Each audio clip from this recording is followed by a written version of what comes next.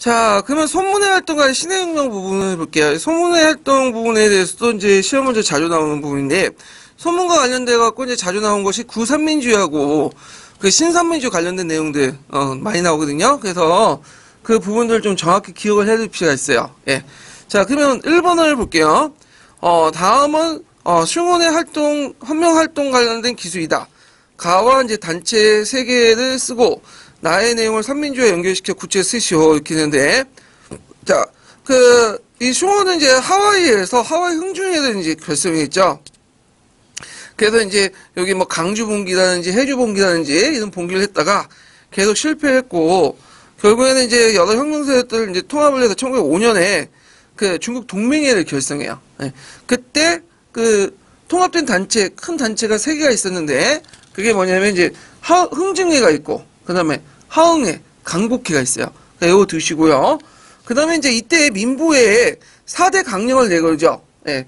그래서 4대 강령은 이제 구제단로, 회복중화, 건린민국, 그 다음에 직권평등 그 내용인데, 보통 중국에 있던 16자 강령을 되게 좋아해요. 16자 강령인데, 내자, 이렇게 딱 끊어가지고, 그래서 여기에서 이제 구제단로 같은 경우에는 오랑캐를 물리치고, 그 다음에 회복중화는 중화를 회복하고, 무슨 거죠? 삼민주하고 연결시켜서 얘기하면 민족주의죠. 그 다음에 공화국을 건설하다, 건린민국은 민권주의. 그 다음에 그 직권평등은 민생주의죠. 이때 직권평등이라는 것은 토지의 평균은 분작한다는 게 아니라 그 토지의 매수가 매도가의 양도 차익을 국가가 환수해서 공공사업에 투자하자는 거야. 그래서 이런 것들 좀 기억을 해두시면 될 것 같아요. 자, 그 다음에 2번은 자, 보기와 관련된 자주와 관련된 개혁 운동은 이렇게 내용이 있는데 잠깐만요. 그 관련된 그 내용이 민보죠, 민보. 예. 자, 그래서 이제 중국 혁명단체 동맹의 기간지 민보에 실린 내용이에요. 그래서 여기에서 이제 그 관련된 개혁 운동은 신의 혁명이죠. 예, 신의 혁명. 자, 그 다음에 뒤에 넘어가서 뒤에 잠깐 넘어가기 전에 777페이지에 보면 제가 구삼민주의하고 신삼민주의 비교표도 만들어놨어요.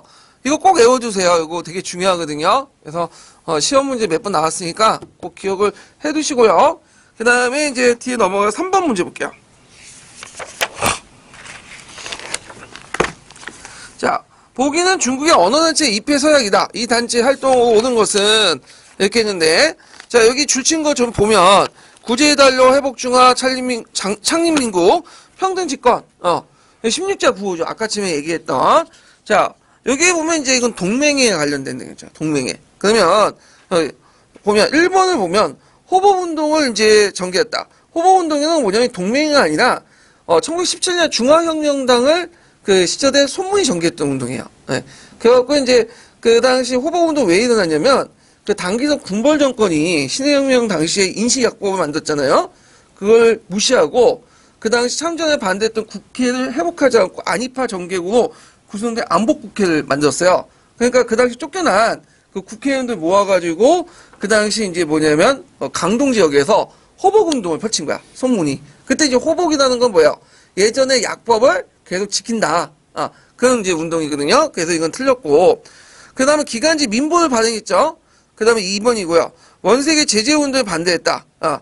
위안스카의 제재운동에 반대했던 것은 이제 뭐냐면, 그 당시 이제 그 운남군부였던 당개호가 그 호국권을 조직해갖고 호국정쟁을 펼친 게 있어요. 이걸 저 보통 제3의 혁명이라고 얘기하거든요.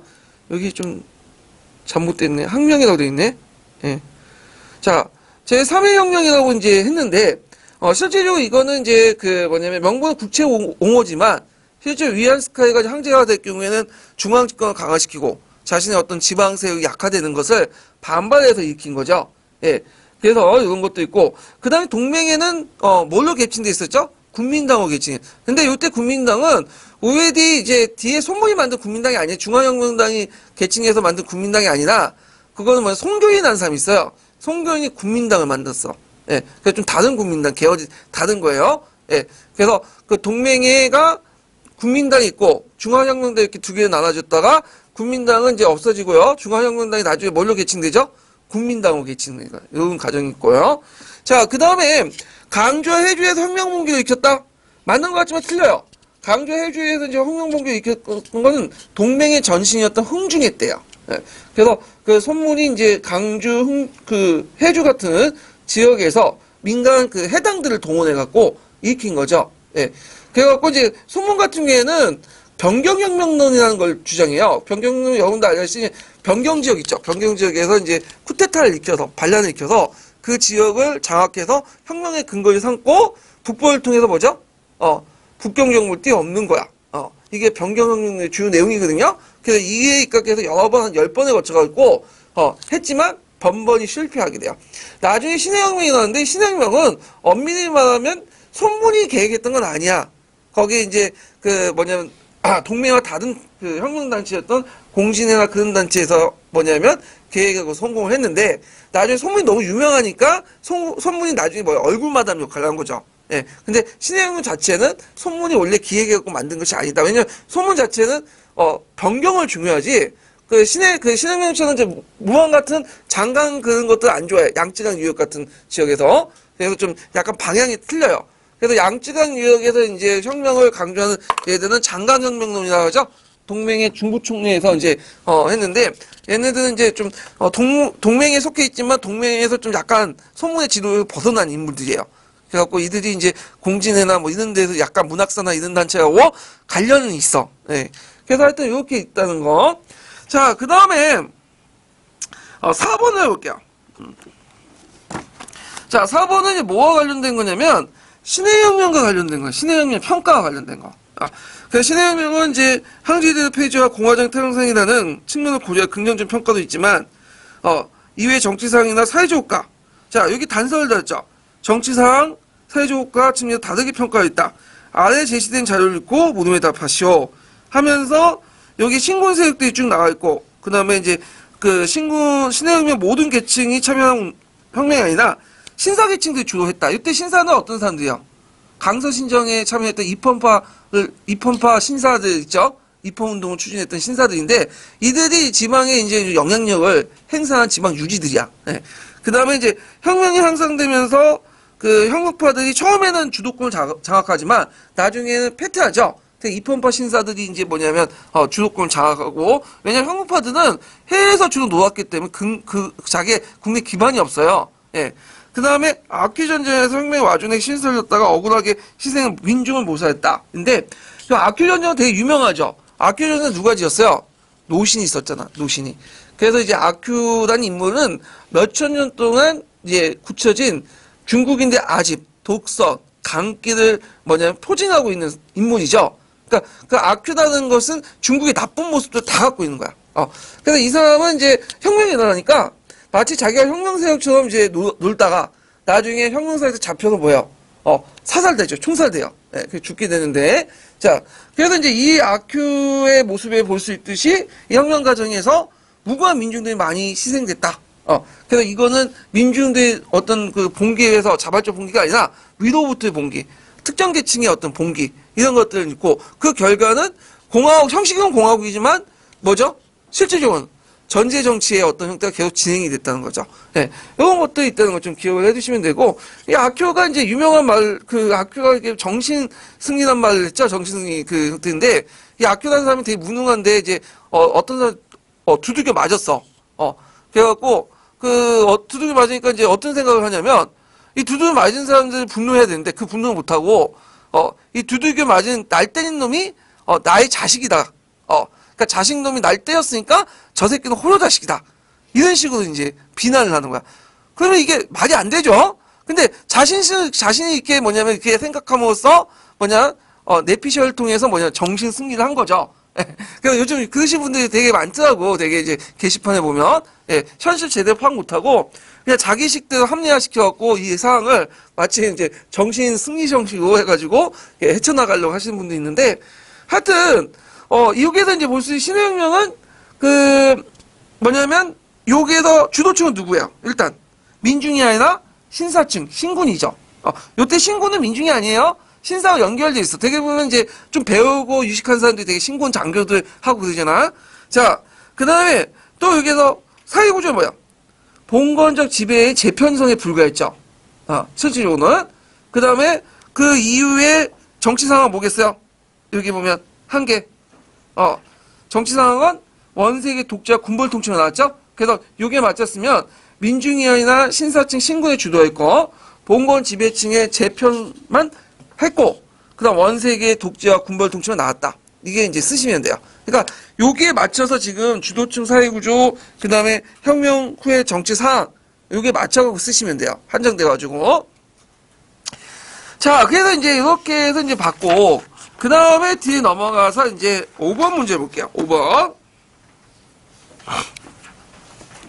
자, 5번은 이제 신혁명의 이제 이외 여러 정파들의 주장 내용들을 이제 총체적으로 물어보는 건데, 자, 일단 이제 보면요. 가는 뭐와 관련된 거예요? 이거는 평민혁명 등등을 주장한 거는 민국 혁명론을 주장했던 것은 그 민보에 걸려 있는 거죠. 그 민보에서 이 민주 정치로서 헌법과 총독제, 보통선거제, 의회를 갖춘 민주공화정을 주장해요. 그게 동맹과 관련된 내용이야.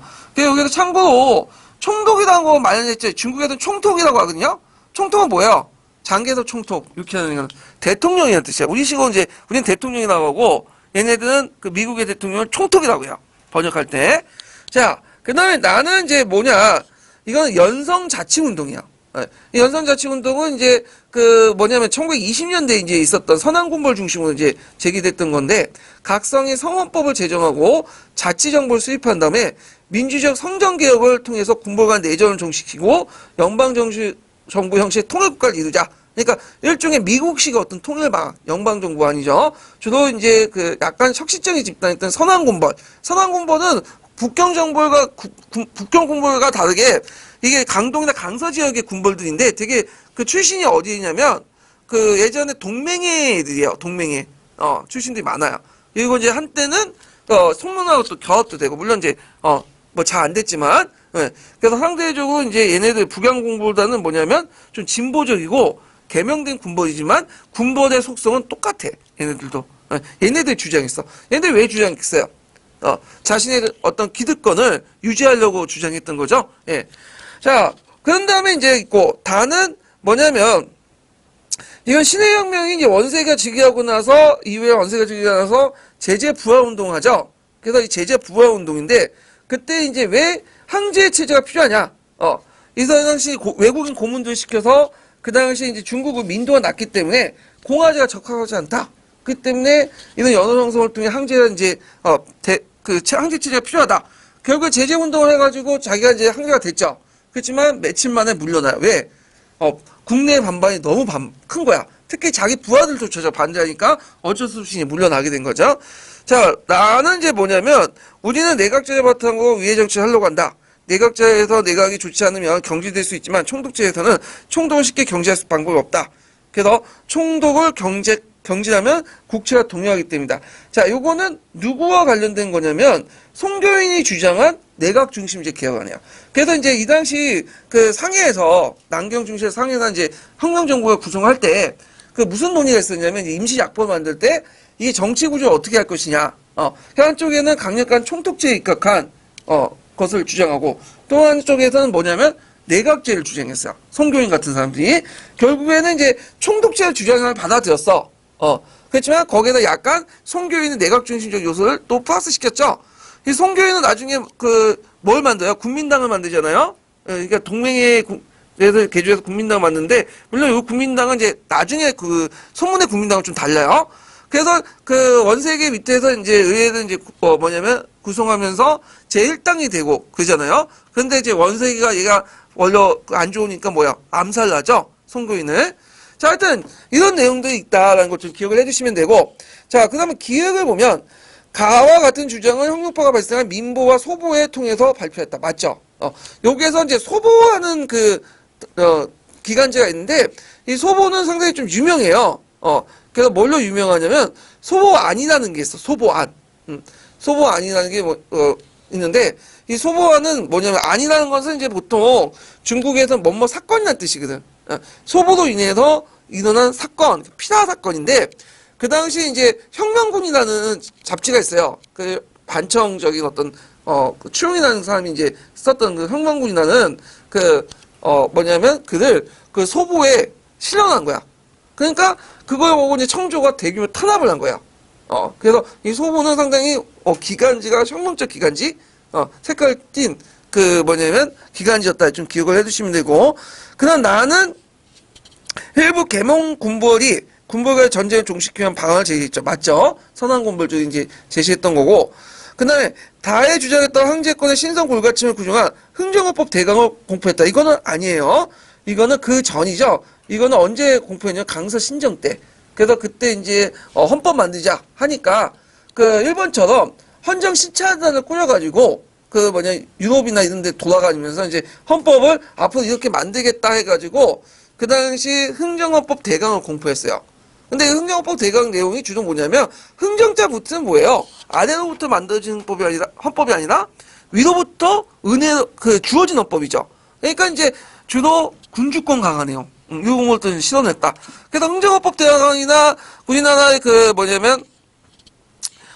우리나라의 뭐였죠? 강국개혁 때 공포했던 갑자기 대한국국제, 대한국국제나 메이지헌법 공통점은 뭐냐면 다 황제권 강화, 왕권 강화. 어디에 영향을 받은 거예요? 포이센 헌법에 영향을 받은 거죠? 예. 그래서 위로부터의 어떤 군주권 강화 그런 내용들을 싣고 있는데 일단은 요거하고 이제 시기적으로 앞서 있는 내용이 강서신정 때 내용이니까 아니고요. 그러나 나는 각성 도독 대표협회가 구성된 중화민국 인시조직대강을 반영했다. 요거는 이제 뭐냐면 신해혁명이 일어나니까 이제 각성에서 독립을 하게 돼요. 근데 이제 혁명파 세력들이 이제 개별적으로 다 모여가지고 하나 통합된 정부가 필요하겠다. 그래가지고 이제 그 당시 이제 그 논의가 있었고, 그래갖고 그 당시 호북성 정부가 이제 만들어져요.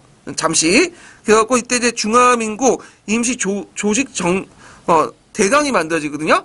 그리고 나서 이제 상해 그 당시 통문이 들어오니까 손문이 이제 오니까 상해로 이제 옮겨가지고 이걸 바탕으로 해가지고 임시약법이 만들어지기 시작해. 근데 이때 논의가 아까 두 가지 안 있다 했죠? 호암민의 대통령 중심제, 그 다음에 이제 송교인의 내각 책임제. 결국에는 이제 대립하다가 논의 끝에 대총독을 바탕으로 해서 무슨 요소를 받아들인다?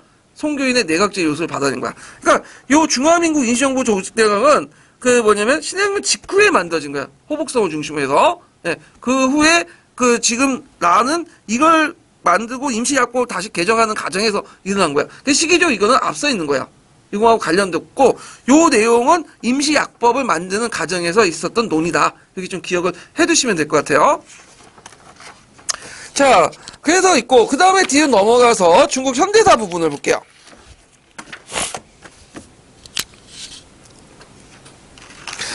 중국 현대사 부분은 예전에는 1차 국공합작까지만 하고 이제 거의 그냥 마무리 짓고 그랬거든요.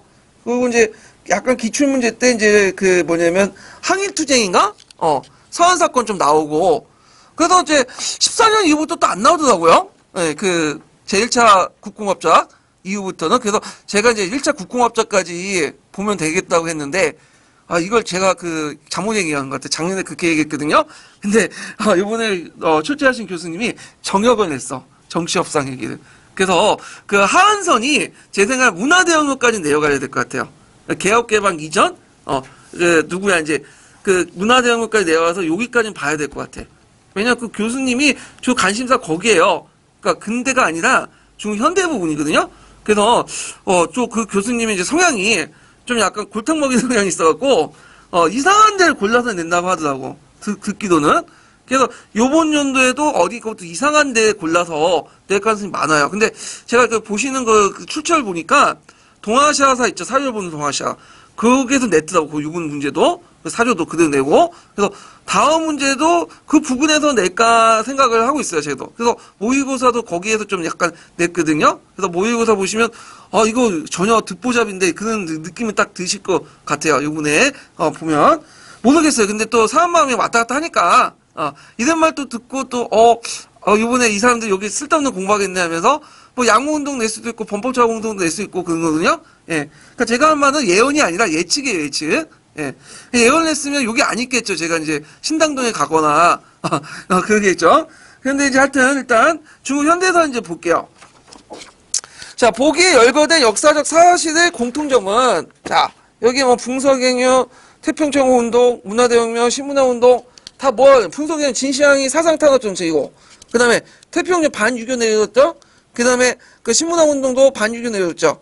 그 다음에 문화대혁명도 반유교 내렸죠? 다 유교에 대한 비판이야. 그래서 그 공자 막 비난하고 그러잖아요? 막 유교 비판하고. 근데 웃긴 거는 뭐, 이 시대의 문제 갖고 공자와 유교 때문에 그런 건 아니에요? 예. 또 웃긴 건 지금도 그 중국은 또 유교를 또 공자가 또 내세우잖아. 왜 그랬어요? 중국에 지금 다민족 국가론을 내세우죠. 그러니까 민족주의를 내세울 수 없으니까 얘네들이 국가를 통치하는 구심점을 어디에서 찾냐면 정통 문화에서 찾아. 정통하면 또 누구야? 유교, 공자죠. 그러니까 또 유교와 공자를 또 받들어 모시는 그런 이상한 형상들이 또 다는데 이게 유교 문제가 아니야. 공자가 어떻게 생각하든 말든 그 시대 문제였고 공자가 어떻게 바라볼 것이냐 우리의 문제인데 항상 유교가 문제이고 공자가 문제고 그런 얘기하잖아. 그래서 지금의 뭐 사회 문제를 다 유교 공자 탓 이렇게 한다고? 이게 아니죠. 이거는 지금 문제 지금 시점에서 풀어야지 왜 공자 탓 유교 탓을 해. 그건 좀 약간 문제가 있는데 하여튼 1번은 유교에 대한 비판 이렇게 이제 보시면 되고 자 2번은 1차 국공합작 선진시대 시대적 배경을 옳지 않은 것은 이렇게 근데 자 러시아혁명 있죠? 그 다음에 항일민족 통일전선 맞는 것 같지만 틀려요. 왜 틀릴까요? 이거는 일본이 이제 대륙을 본격적으로 침입했던 1931년 이후의 문제니까 이건 제2차 국공합작과 관련된 거죠. 자, 그 다음에 3번은 그 반제국주의 운동, 학상, 혁신정당의 성당, 특히 오사운동 있죠? 자, 오사운동을 계기로 해가지고 이제 그 뭐가 창당됐어요? 중국 공산당이 1921년에 창당됐고, 그 다음에 그 중화혁명당이 대중정당, 원래 엘리트 비밀 정당이었는데, 대중정당을 개칭했죠. 뭘로? 중국 국민당으로 개칭됐죠. 자, 이런 것도 연결됐고, 그 다음에 이제 제1차 세계대전의 종결과 새로운 국제질서 성립. 이것도 맞죠? 답이 2번이 되겠고요. 그 다음 3번 같은 경우에는 1919년 중국에서 일어난 반제국주의, 반봉건주의 운동의 영향으로 나타난 것은 이렇게 했는데, 요거는 1919년 반봉건 반제국주의 운동의 영향은 뭘까요? 오사운동의 영향을 물어보는 거야 지금. 예. 그래서 일단 아까 말한 중국 국민당의 출현과 그 다음에 중국 공산당 창당. 그래서 그 당시에 노동자 농민들의 어떤 이제 심의 봉기 상태를 본 거죠. 심의 역량을. 그러면서 이제 예전에 엘리트 중심의 어떤 운동에서 대중 정당의 어떤 전환 이런 것들 필요성 느끼면서 국민당, 공산당 이런 것들이 만들어진 거야. 그러니까 오사운동은 이제 3.1운동하고 비교해 보시면 돼요. 3.1운동도 마찬가지죠. 3.1운동 이전까지는 엘리트 중심이었는데 3.1운동 이후부터는 민중 중심 넘어가잖아요. 예. 그래갖고 있고요. 어떤 분이 이제 물어보는데 오사운동에 영향을 받는 것 중에 그 배경 중에 3.1운동도 포함되어 있지 않느냐. 동계에 적혀 있다. 이렇게 했는데, 참 이거는 애매해. 왜냐면, 이거는 3.1운동에 오사운동에 영향을 줬다는 거는 우리만 인정해 주는 거야. 그냥. 중국에도 절대 인정 안 해. 자존심 상하는 문제이기 때문에 절대 인정 안 하고, 그리고 최근에 이제 중국에서 공부해 주신 분들은 그런 얘기를 듣보잡이거든요. 그래서 오사운동 배경 중에 3.1운동을 쓰면, 물론 틀리지는 않겠지만, 맞게 해주는지는 모르겠어요, 그거는. 왜냐면 이게 채점 근거가 좀 약간 중국적인 어떤 시각에 길들여 있는 분들이 하기 때문에. 자, 하여튼, 이게 있고, 그 다음에, 그 오사운동의 영향 중에 영향으로 이제 봉건적 문화를 타파한 신문화운동 추진, 있는데 이거는 영향이 아니죠. 배경이죠. 신문화운동에는. 그 다음에 3번은 이것도 약간 듣보잡인데 이제 뭐냐면 당기석 정권과 일본의 중일 공동방적 협정 체결. 원래 당기성 정권은 이제 어떤 정권이냐면 친일 정권이에요. 되게 이제 군벌들이 이제 그 일본이나 그다음 러시아, 영국 뭐 이런 미국이나 이렇게 영향을 받거든요. 근데 당기석 같은 경우에는 일본의 영향을 받아서 그 당시 제1차 세계대전에 참전을 했죠. 그리고 그 당시 이제 또 뭘 맺었냐면 중일 공동 방정 협정을 체결했어요. 그러니까 여기 방정이라는 건 공동 방정이라는 뭐냐면 그 러시아가 공산당이죠. 지금 소련이죠. 그러니까 소련에 대항하기 위한 공동 그 상호 동맹 협정을 체결했다고 보시면 돼요. 그래갖고 이제 요때 그 말이 이제 소련에 대항하겠다고 이제 했지만 실제 내용을 이제 보면 되게 이제 일본이 그 중국의 군대를 주둔하고 여러 가지 문자를 얻을 수 있는 여러 가지 일본의 좋은 내용들이 불평등 조약이야. 그래서 그 일본군의 중국 내 자연 활동, 일본군의 군사기지 건설, 그 다음에 일본군 밑에 중국군을 예속시키는 되게 반민족 성격을 지닌 그 조약이거든요. 그러다 보니까 이 조약이 알려지니까 그 당시 일본에 가 있었던 유학생들이 뭐 들고 일어난 거죠. 그래서 이 사람들이 이제 그 학생 구국회를 조직을 하고 이렇게 이제 했는데, 자, 이거 좀 기억을 해두세요. 좀 어려운 문제 나오면 물어볼 수가 있어요. 네, 중일 공동 방공협정에 대해서 뭐 내용을 쓰시오. 그 영향을 쓰시오. 문제 나올 수가 있겠죠. 자, 그 다음에 이제 아이고 잠깐만요. 네. 자, 그 다음에 이제 무창봉기를 계기로 남경임시정부의 수임. 요거는 그 전의 얘기죠. 1911년에 이제 신해혁명에 어떤 관련된 내용이고. 자, 그 다음에 뒤에 넘어가서, 그러니까 답은 1번이고요. 4번을 볼게요.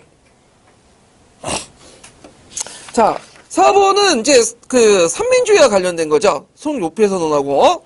자, 여기에서 이제 가는 이제 뭐와 관련된 거냐면 1923년 1월 달에 상해에서 손문과 요폐가 만나서 공포한 손요폐선언을 말해요. 그래서 이제 그 가에 들어갈 것은 손문을 얘기하고, 나에 들어갈 것은 기역에 들어갈 것은 손문을 말하고요. 니은에 들어갈 것은 요폐를 말해요. 선생이라고 하는데 이 선생이라는 것은 이제 중국 애들이 센션이라고 하거든요. 그냥 보통 칭호예요. 예, 그냥 서로 상호 칭호할 때 하고, 요즘에는 개나 소나 다 선생님 하죠, 우리나라에도. 예, 그래서 별 의미가 없는 것 같아, 제 생각에는. 그래서 우리가 제 선생님 하는데 예전 그냥 가르치는 사람 선생님이라 했잖아. 근데 요즘에 학교 가도 막 주무사님한테도 선생님 하고, 요즘에 좀 다 간호사나 뭐 여러 사람 다 선생님이라 칭호하더라고요. 예. 그래서 이제 상호 종칭? 그렇게 생각하시면 돼요. 뭐, 그게 중요한 건 아니고. 자, 그래서 이제 이 손요폐선언 내용이 뭐냐. 일단은 공산조직과 소비에트들 중국에 실시할 불가하다. 그리고 카라한 선언 알죠? 그 원칙을 확인하고, 그 다음 소련이 외몽고 분리 의도가 없다는 것을, 했는데 다 거짓말이죠? 나중에 이제 그 외몽고가 분리돼요. 그래서 신해혁명 때 이제 그 전에 얘기지만 몽골이 독립됐잖아.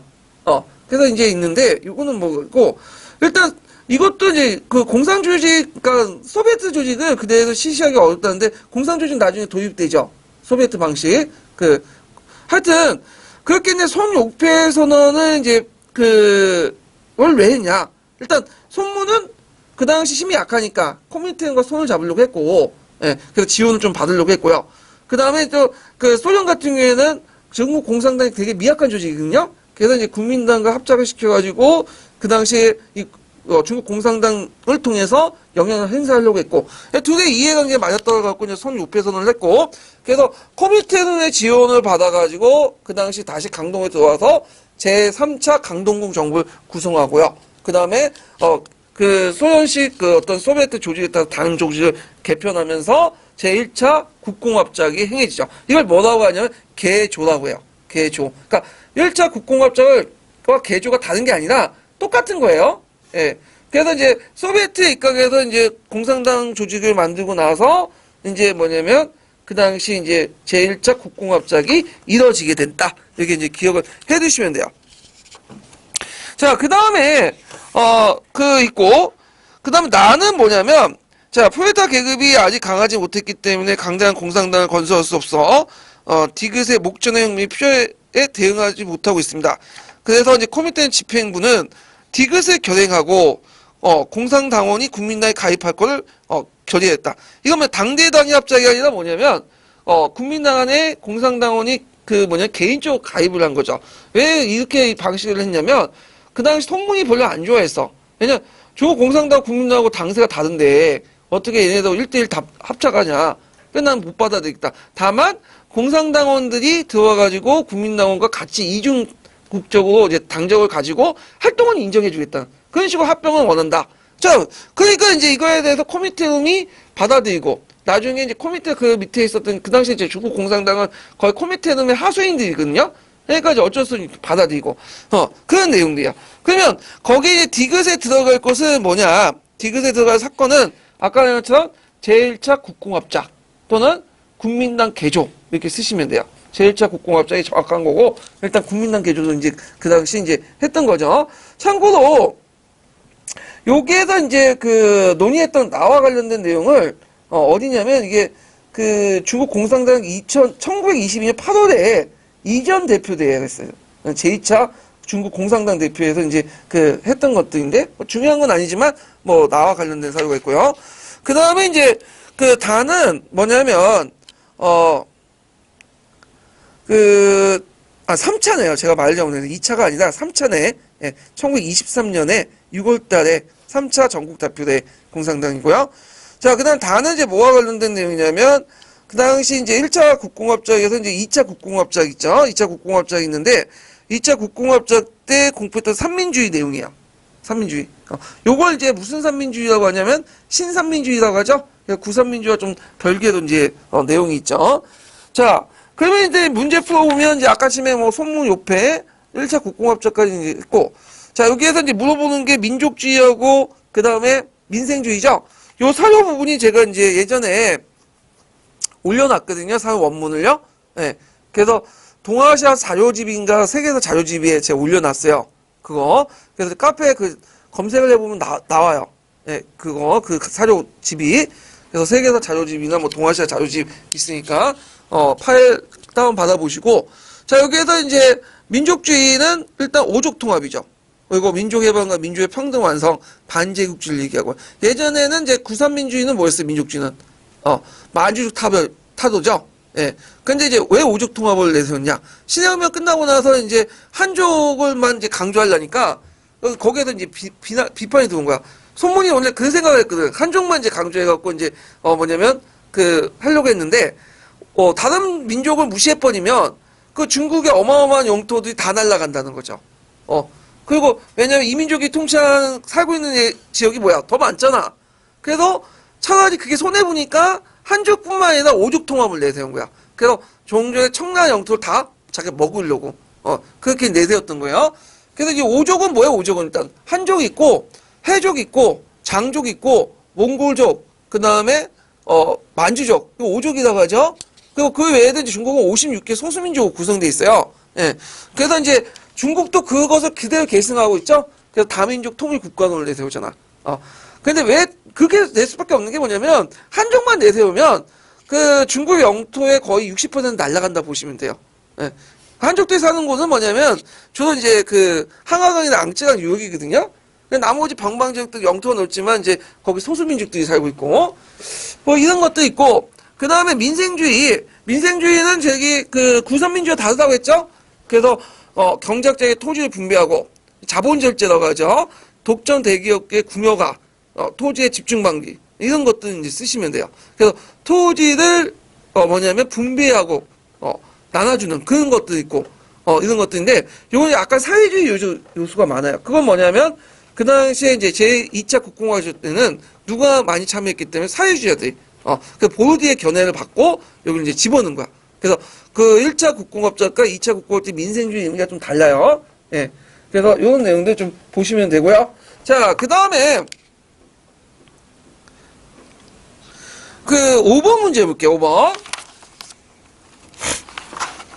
자, 다음 글에 있고 문제를 답하시오.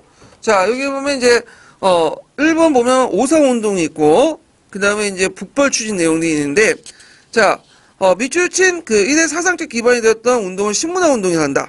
이 운동이 추구한 바를 100장이나 쓰시오. 너무 이제 길죠? 그래서 이제 신문화 운동 같은 경우에는 그 당시 유교 중심의 정통 문화를 버리고 사회 과학과 합리주의를 수용할 걸 주장하고요. 백화문 운동을 제창하고 이런 내용도 이제 쓰시면 되고. 자, 그 다음에 2번을 보면 슝원이 추진했던 조치들 200장이 쓰시오. 그래서 북벌을 추진하는 그 내용들이 있는데, 자, 여기에서 이제 북벌 추진하기 위해서는 뭐가 필요해요? 군대가 필요하죠. 그래서 예전에 군대가 없었어. 그래서 이제 국민당이 어떤 식으로 이제 했죠? 손문이? 그 당시 이제, 객군이나 떠돌아다니는 이제 뭐냐면 그 군대도 있어. 이들 돈 주고 사거나 아니면 반청적인 해당들을 모아가지고 쿠데타를 일으키는 방식. 근데 이게 한계가 있는 거야. 왜냐면 얘네들은 배신을 잘해. 그래갖고 국민당 안에 뭐냐면 독자적인 군사조직이 필요하다. 그래갖고 코미테노의 지원을 받고 뭘 만들어요? 항포 군관학교를 만들죠. 그리고 그 항포 군관에서 뭐냐면 이제 군사를 양성함으로써 이걸 기반으로 물론 손문이 죽은 이유지만 장개석이 뭐냐면 이 북벌을 하게 되죠. 예. 그런 것들 이제 쓰시면 될 것 같아요. 자, 그 과정에서 뭐 1차 국공합작도 일어나고요. 자, 그래서 이제 789페이지에 이제 국민학 북벌 가족들 관련된 지도 있으니까 한번 보고, 그 다음에 뒤에 넘어가서 자, 6번을 볼게요. 6번. 자, 6번은 이제 뭐와 관련된 내용이냐면 신문화운동과 신문화운동과 관련된 내용인데, 자, 그럼 이제 보면, 자, 가와 나의 주장한 인물들에 대한 설명 옳은 것을 보기에서 모두 고른 것은, 자, 가는 이제 수천 년 동안 우리의 정치적 도덕적 기능은 물론 인신과 풍속도 유교의 그 바탕에 두고 왔는데, 유교는 그것을 용접하고 통했다. 만약 유교를 버린다면 사람들은 안내자를 잃게 될 것이다. 가는 누가 관련되는 강유에 관련돼요. 강유에는 그 당시에 이제 공교운동을 펼쳤어요. 공교운동은 뭐냐면, 공자는 이제 하나의 성인, 그 다음에, 사상가가 아니라 뭘로 봐야 된다. 신을 보고 숭배해야 된다. 그러니까, 기독교나 이슬람교처럼 일종의 신을 공자를 숭배하는, 종교를 만들자. 이 공교운동인데, 이 공교운동을 펼치니까 많은 사람들이 반대를 했어. 시대에 뒤떨어지잖아요. 그래서 또 오사운동, 신문화운동이 또 일어나는 것도 뭐냐면, 여러 가지 배경 중에 강화의 공교운동도 있어요. 예, 너무 반동적이니까 시대의 흐름이 역행되고, 심지어는 강유회조차 강유회 제자였던 양계초 있죠? 양계초차도 반대했죠? 시대에 거슬린다 해가지고. 자, 그래서 일단 있고요. 자, 이 사람은 복병운동에 또 참여했죠. 장슈라는 사람이 복병운동을 했잖아요. 그래갖고 이제 자금성이 유폐되어 있던 누구야? 푸이를 모셔다가 또 황제까지 올리는데, 이 사람은 이제 복위운동에도 이제 적극적인 역할을 했다. 맞죠? 자, 나는 뭐냐면 이제 나는 공자를 사랑하지만 그보다 진리를 더 중요한다. 공자는 신이 된다는 생각을 해본 적이 없고, 신비적인 힘으로 그의 제자를 기시키도 하지 않았다. 자, 이거 누가 얘기했겠어요? 이거는 양계초가 말한 거야. 그래서 이제 양계초가 봉황파 기간인 신민충부에 발표한 종교옹호는 공자를 섬기기 위해서 아니다. 그러니까 이 사람의 주장은 뭐냐면 자기 스승 강유와 달리 공자는 신이 아니라 위대한 사상가라는 거야. 그래서 공자의 어떤 종교에 반대했던 그런 사람이죠. 그래갖고 이 사람은 이제 처음에는 입헌군주제를 주장했던 사람이에요. 근데 신해혁명 이후에 이제 태도가 바뀌어져서 입헌군주제가 아니라 공화파로 바뀌게 돼요. 양계초 같은 경우에는 베트남이나 우리나라에 큰 영향을 미치죠. 사회과학적 방법론 같은 것들 연구해가지고, 또 사회진화론 있죠. 그런 것들을 이제 통해서, 우리나라나 베트남에 큰 영향을 줬던 사람이다. 여기 좀 기억을 해두시면 되고요. 자, 그러면 이제, 여기 있고, 니은을 보면 이제 입헌운동을 했고, 위안스카의 황제 즉위하는데 적극적인 역할을 하였다. 이렇게 했는데, 막는데 적극적인 역할을 했다. 맞죠? 예. 그래서 아까 입헌운동은 이제 공화파로 바뀌면서 한계체제가 바뀌기 시작했죠. 이 사람이 생각 바뀌어가지고, 신해혁명 이후부터는. 그래서 이제 신해혁명 이후에 양치차오는 진보당을 설립하고, 처음에 위안스카를 지지했지만, 위안스카이가 공화국을 정복하려고 하니까, 그들 토반 군대를 조직해 위안스카를 몰았는데 크게 일조했다. 이렇게 돼 있어요. 예. 그래서 이제 이런 내용들 좀 기억을 해두시면 되고, 자, 그 다음에 다화라는 이제 신문화운동과 관련된 건데, 이 다화라는 공통적으로 뭐예요, 이거는?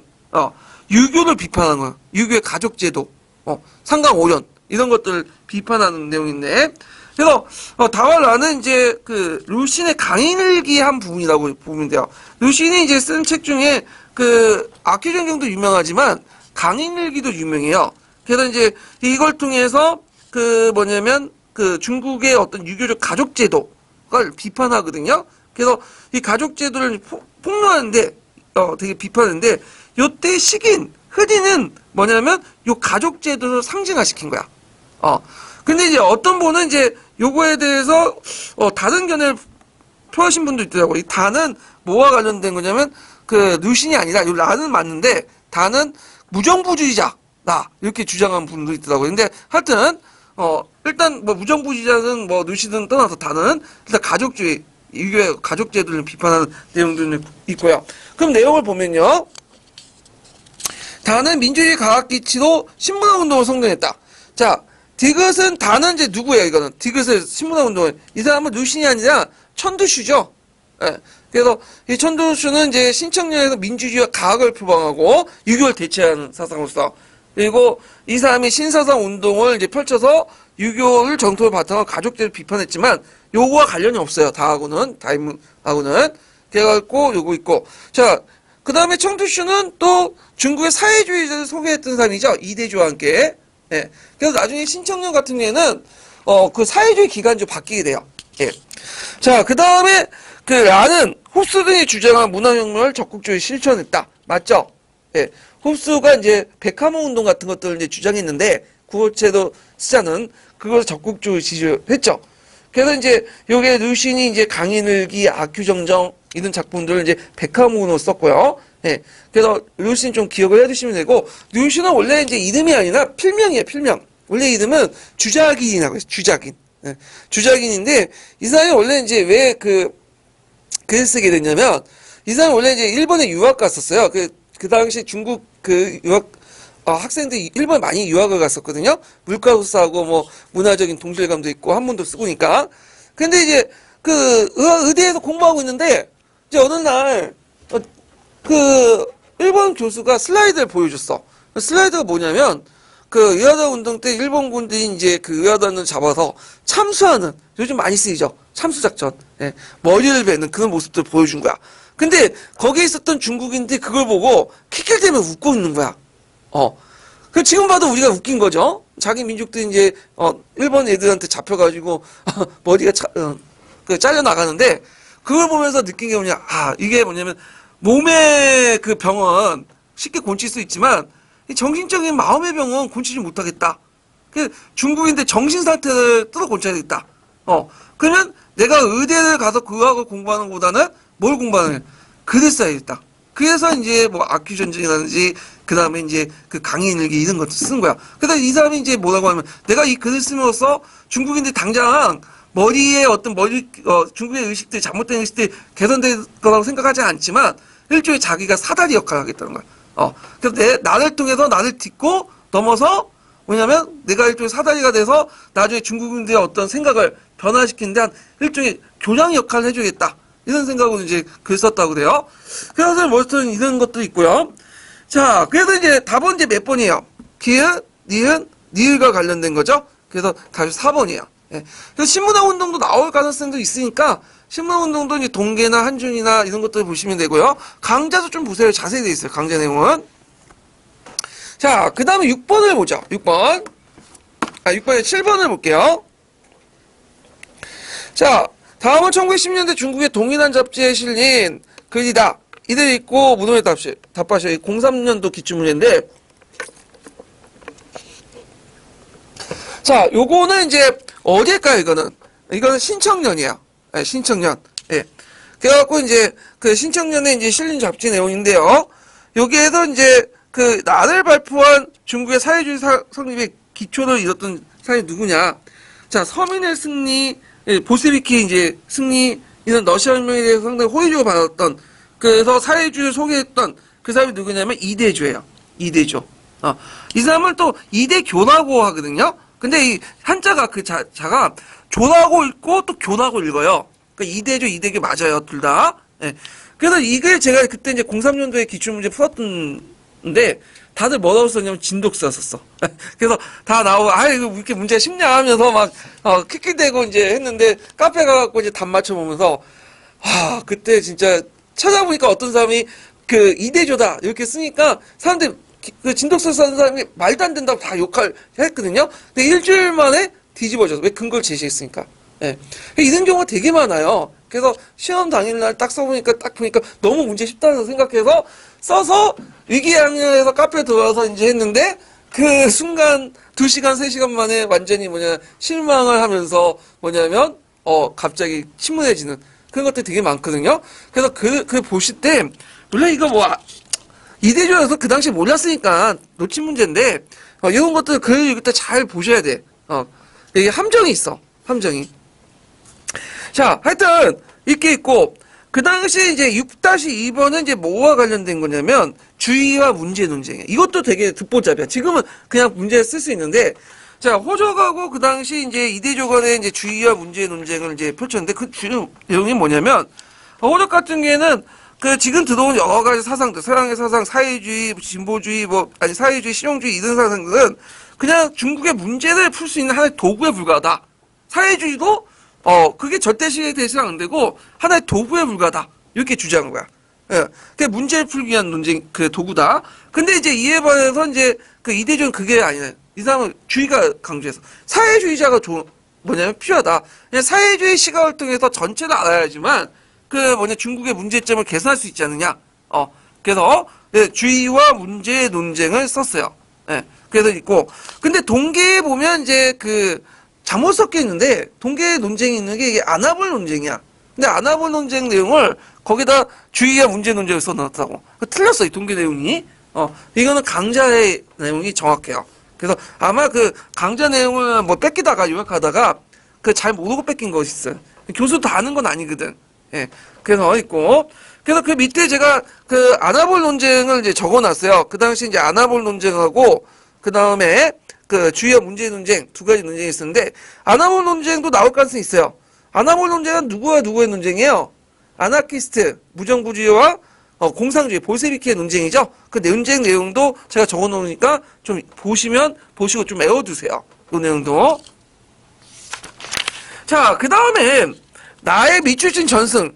자, 우리는 요 며칠 전승을 경초에서 매우 들떠있다. 자, 1차 세계대전이죠. 이에 공유된 정치에 나타난 새로운 움직임을 일어났다. 정치상 중요한 동향 이렇게 쓰시오. 그러니까 흐름인데 이게 상당히 애매하지만 일단은 그 당시 흐름을 보면 뭐 마르크스주의 전파, 러시아혁명, 소련 영향할 때 민족자유주의 확산, 오상운동, 국민당 재창장, 뭐 공상 창당 이런 거 쓰시면 돼요. 이게 너무 이게 광범위하게 이렇게 물어보기 때문에 일단 그 시대적 분위기에 맞는 것들 쭉 쓰시면 될 것 같아요. 예. 자, 그래서 이제 이렇게 해서 이제 한번 풀어봤고 그 뒤에 넘어가죠. 자, 7번 문제 보면 다음 중국 국민당 제1차 전국대표 선언문. 제1차 전국대표회의는 뭐냐면 제1차 국공합작 국민개주예요. 되게 전국대표회의를 개최하는 것은 이제 뭐냐면 이런 말 쓰면 되게 소비에트 방식이야. 지금도 보면 이제 국민당, 공산당, 대만의 국민당, 공산당 보면 당대표대 전국대표회의를 개최하거든요. 1차, 2차, 3차. 그리고 나서 거기서 뭘 뽑죠? 중앙위원회를 뽑아요. 중앙위원. 그래서 보통 1차, 그러니까 11기 3중전에 이렇게 하면 무슨 의미야? 11차 전국대표회의에서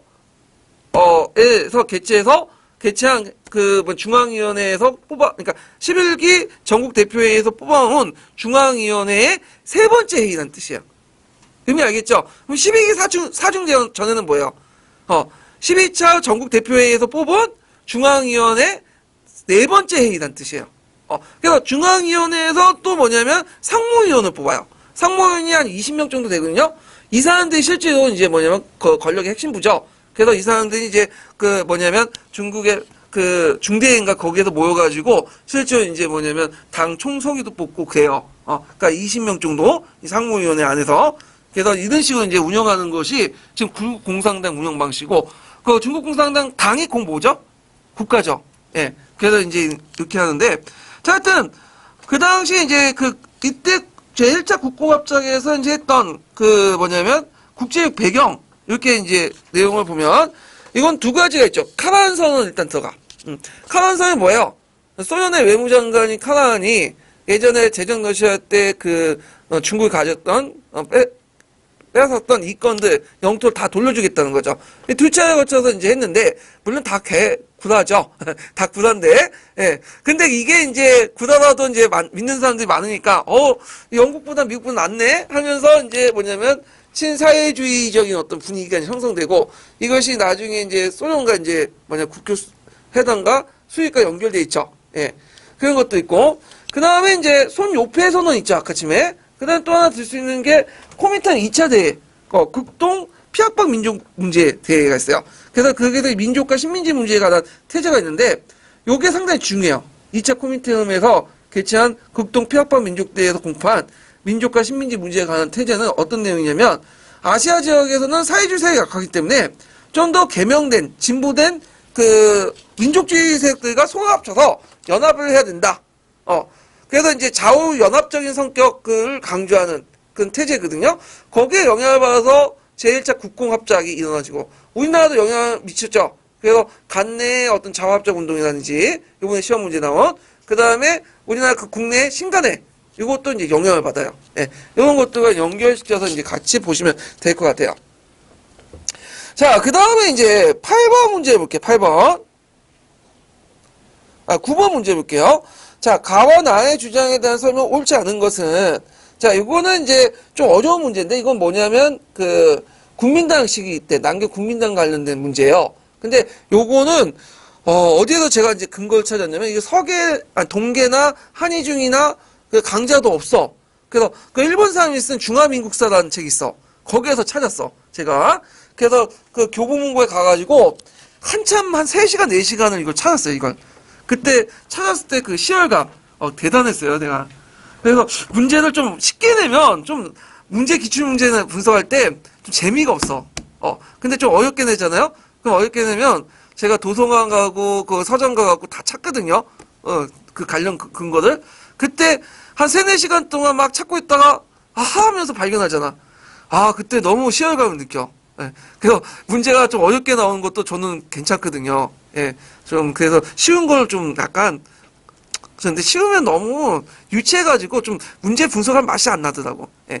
자, 하여튼, 가와 나의 주장을 이제 좀 보면요. 일단, 훈장 시기에 이루어 통일제국의 자유와 독립을 위한 제1보는 중국 사상을 통일한 것이며, 삼민주의, 중국의 유일한 사상 확장에서 쭉 나오는데, 그래서 요거 보니까, 여기 가는 훈정식이 나오고, 뭐 삼민주의 나오고, 등등등등 나오니까, 사람들 처음에는 뭐라고 생각했냐면, 이걸 손문과 연결시켜서 손문이 얘기한 거다.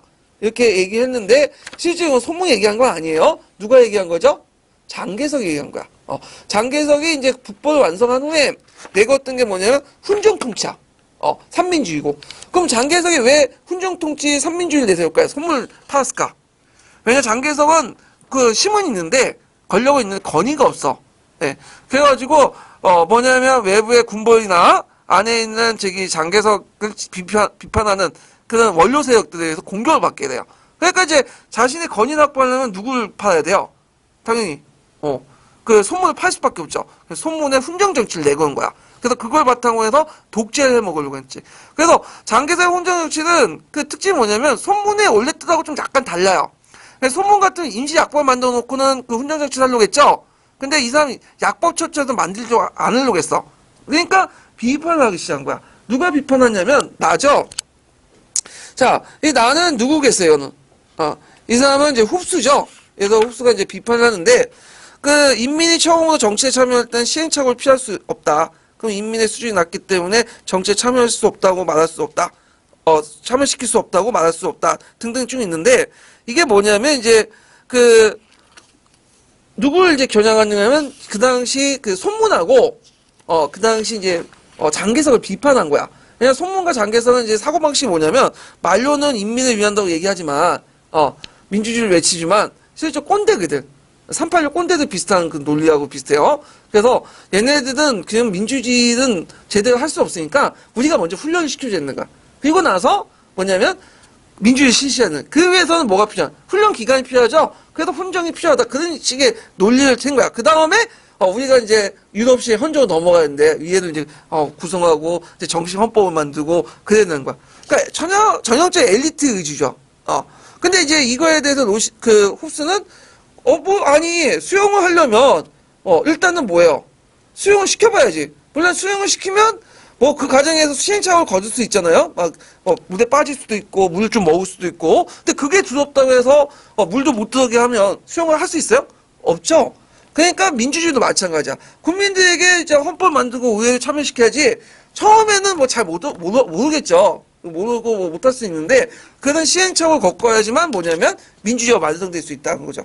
이것도 우리나라도 마찬가지죠. 우리나라도 처음부터 민주주의 잘했던 건 아니죠. 유럽도 마찬가지죠. 처음에 다 시행착오를 겪고 하다 보니까 어느 정도 민주주의 성숙도가 올라간 거 아니에요? 자, 그래서 이런 것들을 비판했다라는 걸 좀 기억을 해두고요. 그 다음에 이 사람은 이제 그 당시 장개석의 훈정정치를 되게 비판해요. 그래갖고 이 사람은 이제 뭐라고 하냐면 이건 독재를 합리화시켜주는 것밖에 안 된다. 그래서 이제 비난을 하게 되죠.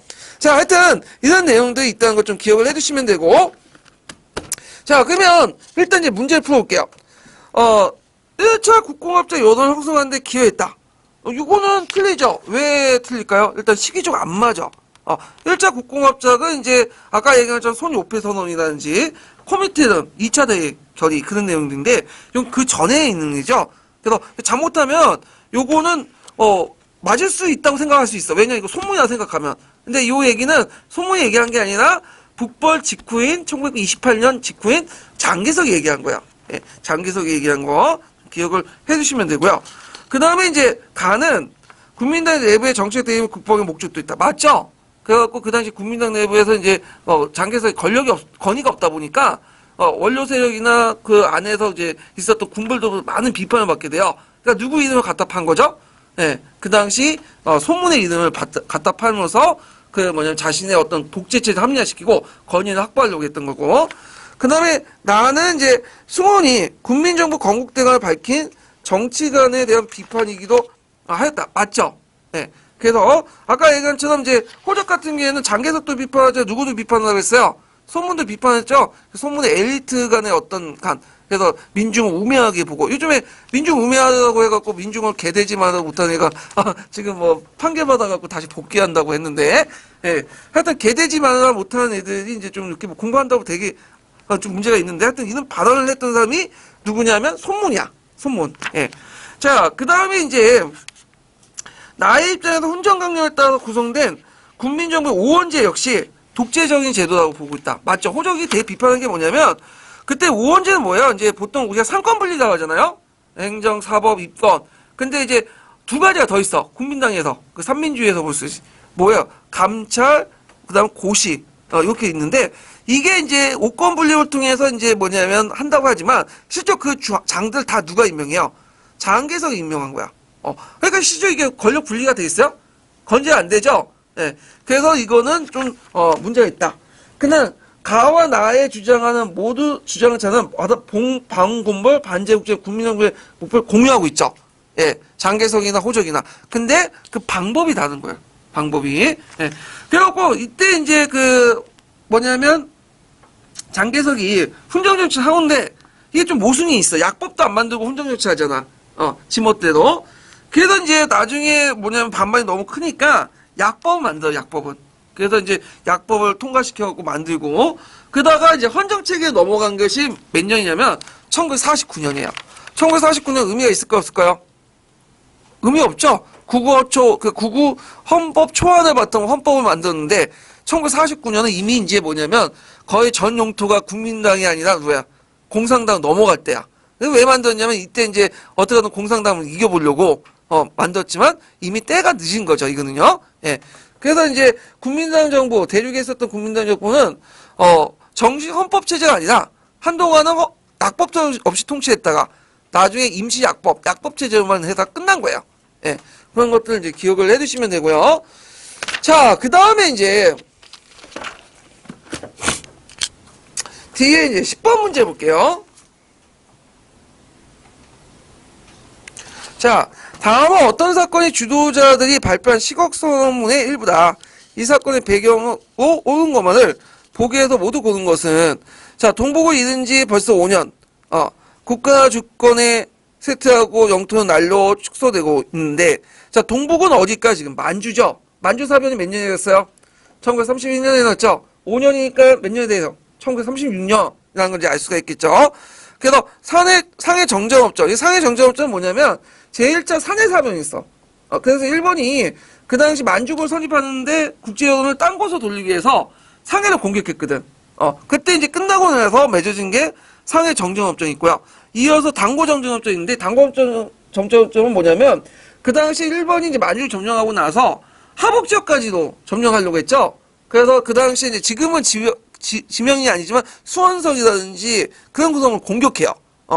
지금은 내몽고 자치구에 있는 지역인데 그래서 그 지역에서 공부해갖고 이제 거기를 장악하고 하니까 그때 장개석 정권이 싸워보진 않고 성안내 후양에 내세우면서 이제 물러났죠.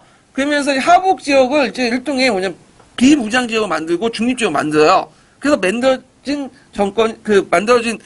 그때 협정이 뭐냐면 당고 정전 협정이에요. 네. 그래서 당고 정전 협정 때 이제 하북 지역, 그러니까 항하 북쪽 지역, 만주 아래 지역, 그 지역을 비무장 지역, 중립 지역을 만들어놨는데, 문제는 일본이 여기에 또 뭐냐면, 개대 정부를 세우죠. 그래서 이제, 기무정찰위원회라든지 이런 정정 해가지고, 개대 정부를 세워. 그래갖고, 그 지역을 이제 뭐냐면 자기가 먹으려고 한 거야. 그래서 북중국 지역을 분리 통치하려고 하죠. 예. 그래서 하동 기동자치정부라든지 기찰정무위원회를 설치해서 북중국 분리운동을 하려고 해요. 그러니까 이제 북경에 있었던 북경대학 애들이 가만히 있으면 안 되겠다 해가지고 12.9 항일운동을 펼친 거예요. 이해되겠죠? 북중국 분리운동에 맞서가지고. 자, 그래서 요 내용도 있는데, 자, 그러면 이제 서한사건과 관련된 거, 이거는요. 네, 서한사건 여러분도 알다시피 누가 일으켰어요? 그 당시 이제 장하량이 일으켰죠? 장하량은 아버지가 누구예요? 장자님이죠? 그래서 장자님이 원래 일본에 개같이 충성하다가 나중에 이제 북벌구로 오니까 안주로 가다가 뭐예요? 폭사당하잖아요? 예. 그래서 강중 모중대 사건이라고 이제 하는 건데, 그건 강동군들이 이제 계획한 거예요. 일본 정부가 계획한 거 아니라. 그래서 그 소문을 듣고 이제 나중에 시도했더니 너무 열받아가지고, 그때 다나카 외상을 이렇게 딱 수청을 했다고 하거든요. 그래서 하마구치 내가고 넘어갔는데, 자, 하여튼, 이걸 해가지고 이제 쫓겨나가지고 그때 싸워보지는 못하고 저기 서한 지역에 있었는데, 그때 이제 대장경을 통해서 연안에 도착한 중국 공산당을 국민당 장개석이 공격하려고 하니까 나 못하겠다 하니까 국민당이 저희 장개석이 서한 왔다가 막 야단쳤잖아요. 갈궜잖아. 그러니까 열받아가지고 이제 장개석이 이제 그때 하청진가 거기 있었어요. 양귀비 관련된 곳 있죠. 호수에 있어 머물고 있었는데 군사 쿠데타를 일으켜갖고 장개석 잡아서 단판을 해가지고 서로 합의를 해서 다음에 뭔가 문제가 생기면 전쟁이 터지면 이제는 물러서지 않고 공산당과 합작을 해서 싸우겠다 약속을 냈죠. 그리고 결국에는 이 서한 사건을 계기 위해서 1937년에 노구 사건이 터지고 하니까 이게 이제 중일 전쟁이 일어나니까 제2차 뭐가 되는 거야? 국공합작이 이루어진 거야. 그래서 제2차 국공합작의 어떤 결정 계기가 됐던 사건이 이 서한 사건인데, 자, 그러면 그 내용을 이제 볼게요. 자, 이 사건, 서한 사건 배경 모든 것만을 보기 위해서 고른 것은, 일단은 이제 선한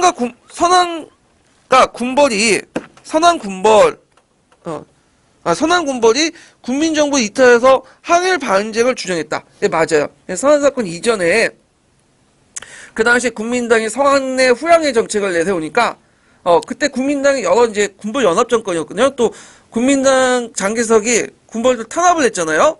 그러니까 이제 이때 선한 군벌의 일부 세력들 그러니까 복권의 이제 최정계나 강동구의 진명춘 이런 사람들이 복권인민정부를 세워요.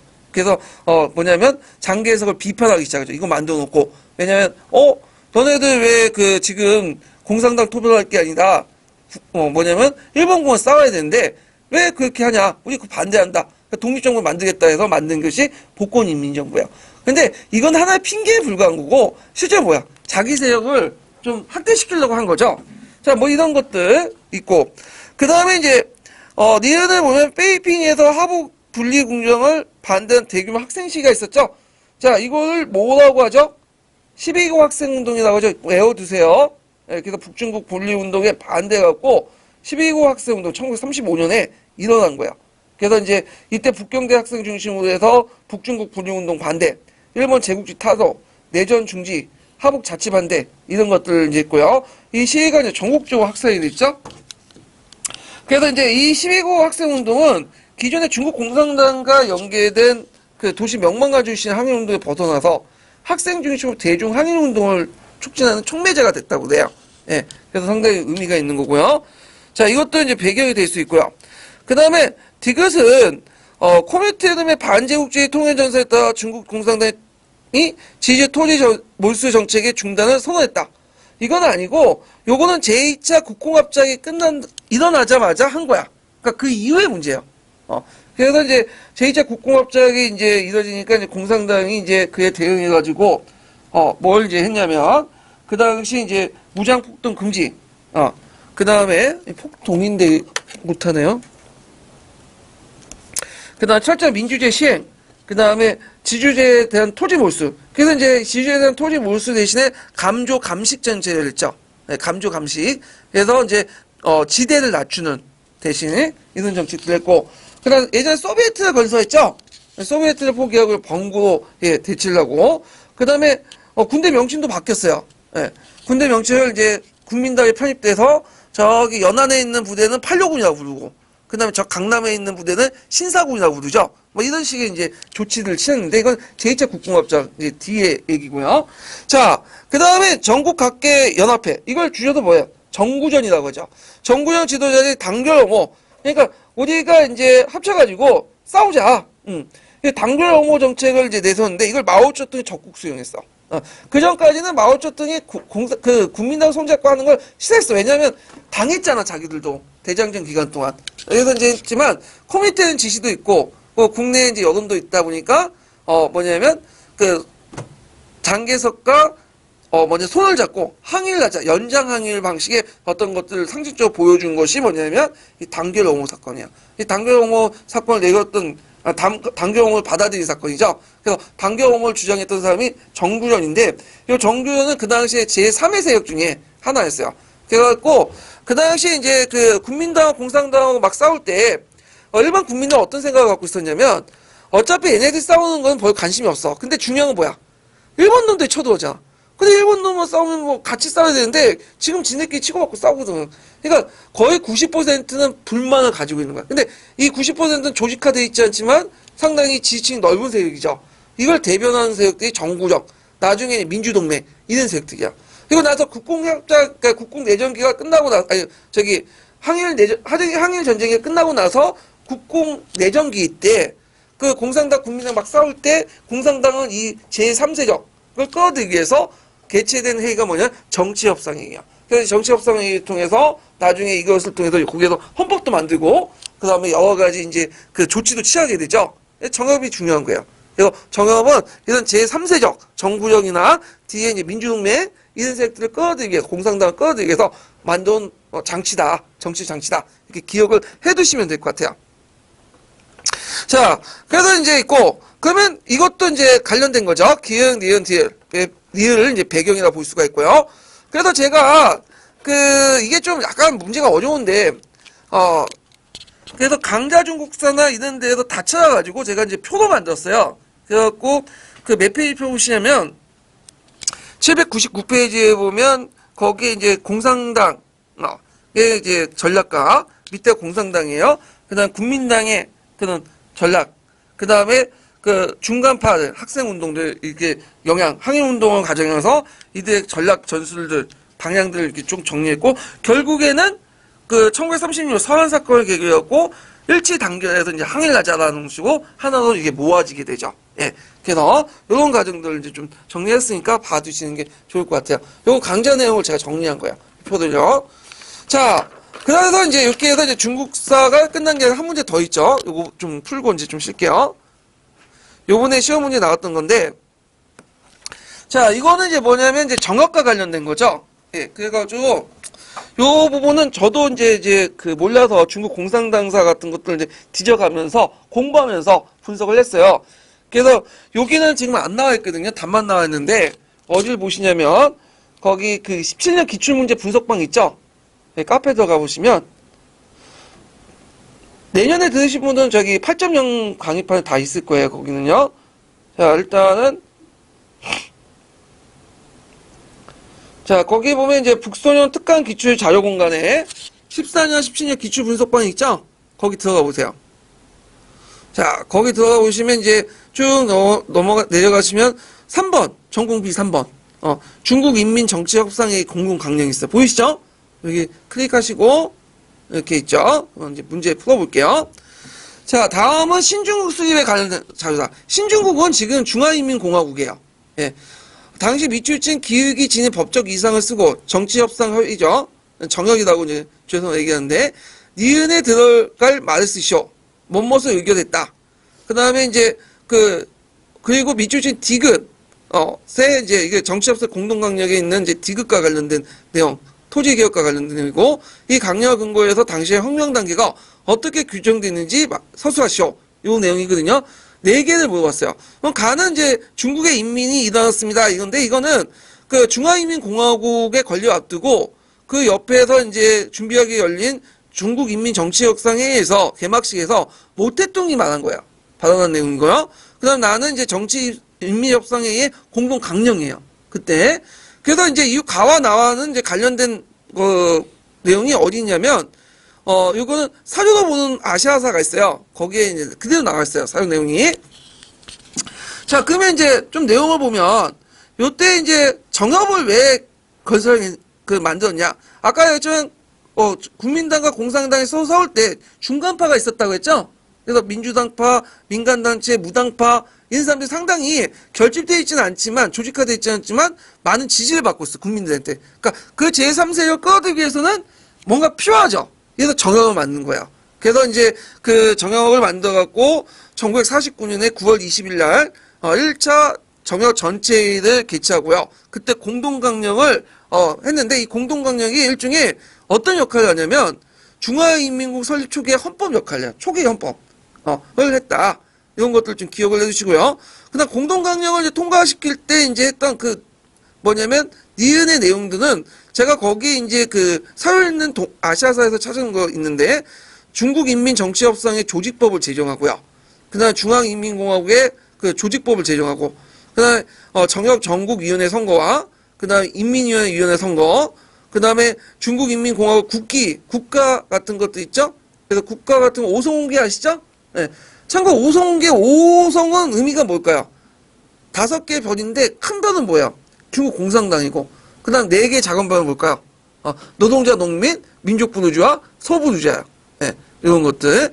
자, 그 다음에 이제 여기 있고 그 다음 중화인민공화국 수도를 북경으로 정하고요. 뭐 이런 것들이 이제 있고 그 다음에 이제 여기 보면 중국인민정치협상 공동회의에서 그때 바탕으로 해갖고 통과된 법이 있어 나중에.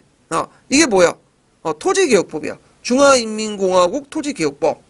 자, 이 중화인민공화국 토지개혁법에 입각해가지고 농민들의 토지를 나눠주죠. 근데 여기 주의할 것은 나눠줬다고 해서 소유권을 나눠준 게 아니에요. 뭘 나눠준 거야? 그냥 경작권을 나눠준 거야. 네, 경제권을. 그래서 예전부터 이제 감조감시 정책을 했다고 했잖아요. 근데 이제 국공내전기에 들어가면서 이제 뭐냐면 공산당이 점령했던 구역은 뭐냐면 감조감시 정책을 폐지하고 이제 토지를 나눠주기 시작해. 근데 이제 나중에 1949년에 이제 하면서 이 정책을 전국적으로 확대시킨 것이 이 개혁 법의 목적이다. 이렇게 좀 기억을 해두시면 되고. 근데 이렇게 토지를 나눠줘도 토지의 농업 생산이 올라가지 못해. 왜냐면 그 당시 거의 90%가 농업 인구였잖아. 그러다 보니까 토지를 나눠줘도 거의 뭐냐면 되게 조그맣게 못 받아요. 그런데도 뭐 강제강령하고 농업의 합리화가 가능하지 못하죠. 그러니까 나중에 이제 뭘 하게 돼요? 집단화, 인민공사 운동을 펼치게 되는 거죠. 그러면서 이제 토지를 다 몰수해가지고, 인민공사를 만들어가지고 거기에서 집단 경작을 하는 거야. 그 나머지 인연 인력들 뭐죠? 도시를 보내서 농업 노동자 만들고. 네. 그러니까 이제 이거는 소비에트하고 똑같아. 소련도 마찬가지로 그렇게 했잖아. 처음에 토지를 나눠준 다음에, 집단시킬 뻔했죠. 북한도 그렇고, 중국도 그렇고. 네.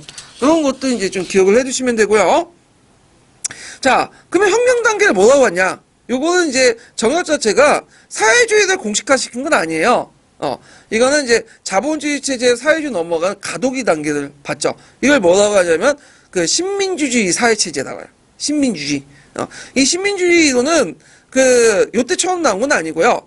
이 이론은 이제 모태똥이 제시를 했는데 보통 이제 신민주의 혁명, 사회주의 혁명 단계에 2단계 혁명을 내세워갖고, 처음에는 신민주의 혁명 단계고, 그 다음에 사회주의 혁명이다. 그래서 신민주의 혁명 단계에서는 그런 자본주의 요소와 같이 혼재된 다음에 어느 정도 정원 기간을 거쳐서 사회주의 혁명 단계에 넘어가야 된다. 그 내용이에요. 그거는 이제 1940년에 1월에 모태똥이 공포한 신민주주의론에 입각해갖고, 이 정협 이론에 반영된 거다. 이렇게 이제 보시면 되고, 신민주주의 이론과 관련돼서 제가 중국 공산당사가 있어요. 예전에 나왔던 책인데, 제가 예전에 이제 소시적에 20년대 20년대 된다. 20대 초반 때, 제가 중국 공산당에 좀 관심이 있어가지고, 그걸 이제 좀 공부한 적이 있거든요. 많은 책을 보고. 그래서 그거 이제 좀 남아있어서 그걸 바탕으로 해서 제가 정리를 쭉 해놨어요. 예. 그래서 제가 지금 설명을 쭉 하고 있지만, 기출 분석이 더 잘 돼 있으니까, 요거 보시고 좀 공부해 주시는 것도 괜찮을 것 같아요. 예.